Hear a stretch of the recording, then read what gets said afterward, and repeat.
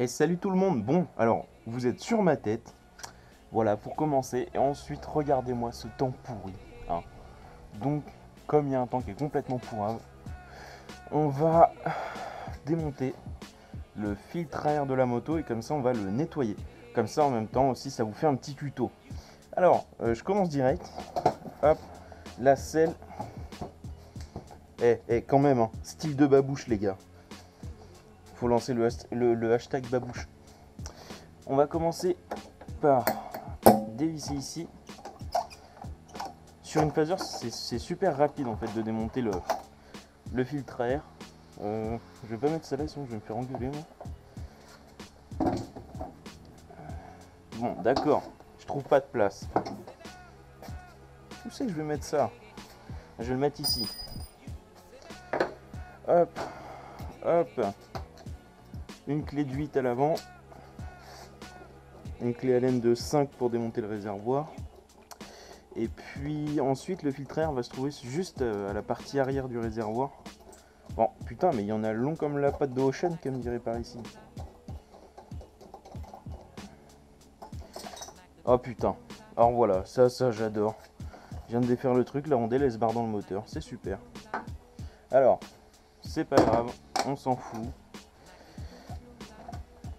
On va démonter Jean-Michel. On va faire attention à la peinture aussi, hein, de préférence. Alors, vous avez un robinet d'essence qui est ici. Hop, faut le mettre en off.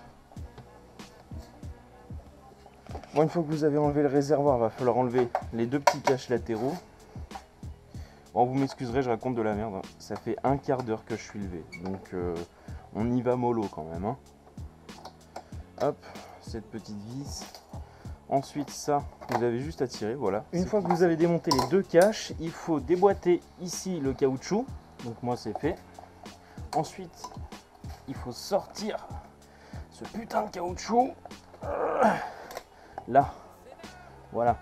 Et on a, avec un tournevis cruciforme, 4 vis à enlever. Bon, c'est un peu la galère, je vous l'admets, parce que... Ah putain, le caoutchouc. Voilà, il est super dur. Il est pris sous la fixation du réservoir, mais ça nous gêne pas.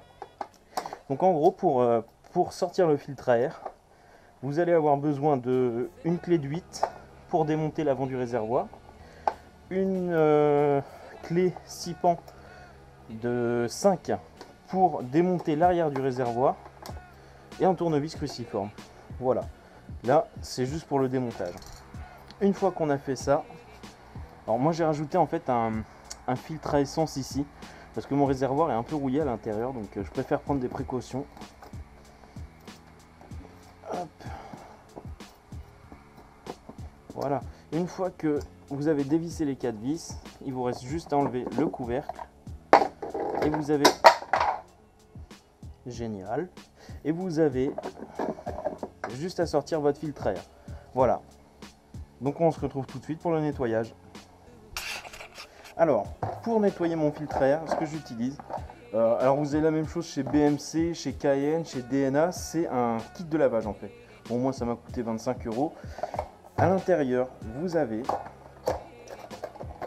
un nettoyant pour le filtre à air. Donc ça c'est un détergent, un bon dégraissant. Et ensuite, de la graisse, oui enfin de l'huile pour filtre à air. Alors, pourquoi j'utilise ça? Tout simplement parce que c'est du filtre coton. Alors, je sais pas si on va le voir. C'est en fait, si vous voulez, c'est des microfibres de coton. C'est un filtre qui est très fragile. Alors, mon premier filtre Cayenne, enfin il y a quelques années, quand je l'ai nettoyé, je l'avais nettoyé avec du... Qu'est-ce que j'avais pris? Un détergent, enfin je sais plus quoi.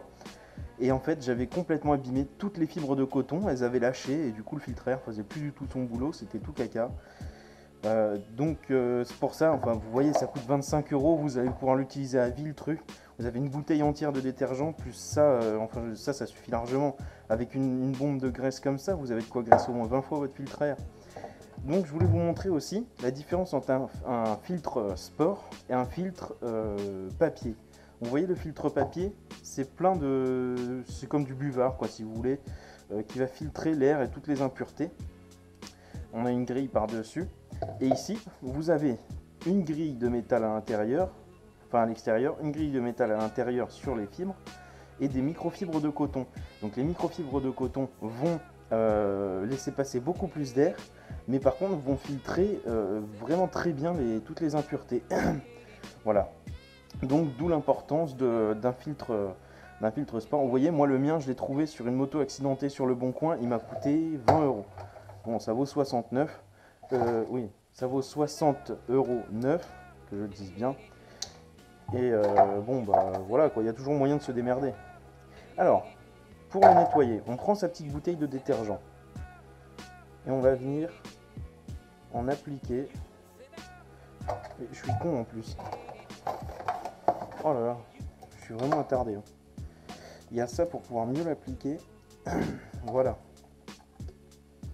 On va venir l'appliquer sur toutes nos petites alvéoles.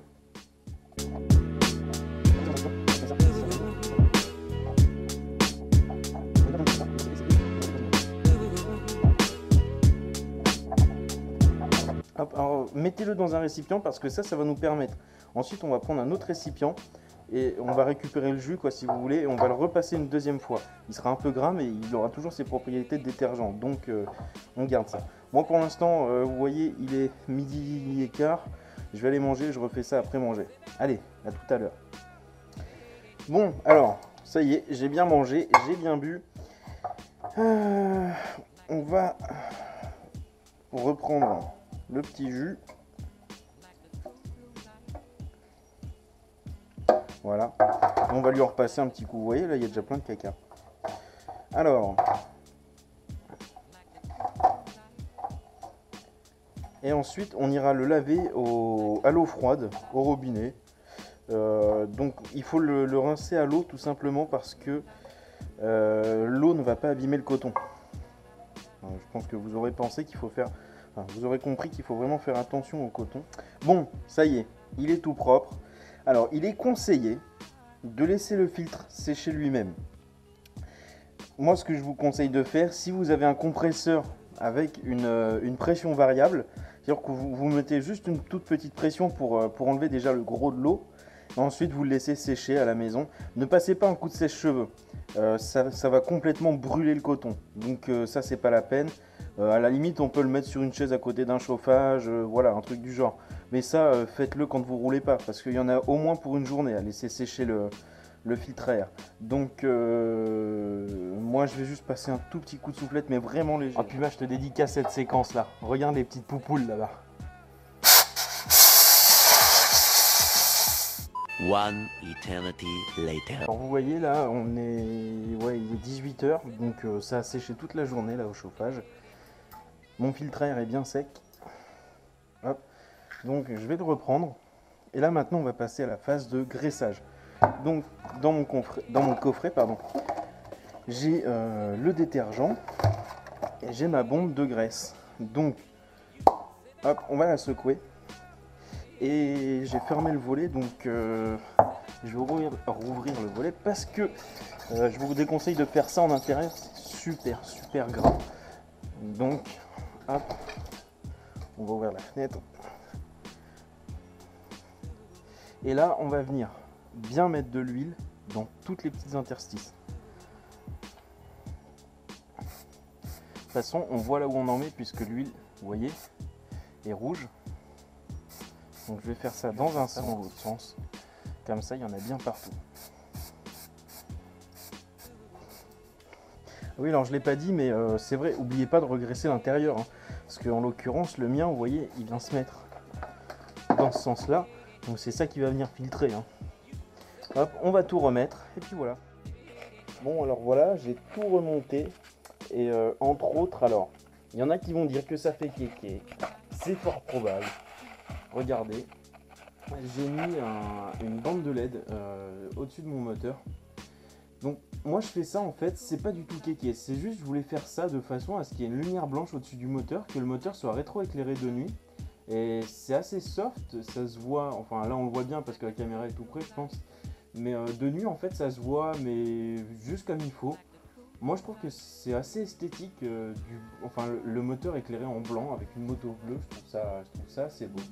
Ah oui, voilà. Donc à part ça, j'ai aussi rajouté, regardez, voilà, des jolies petites bandes de LED qui me servent de clignotant.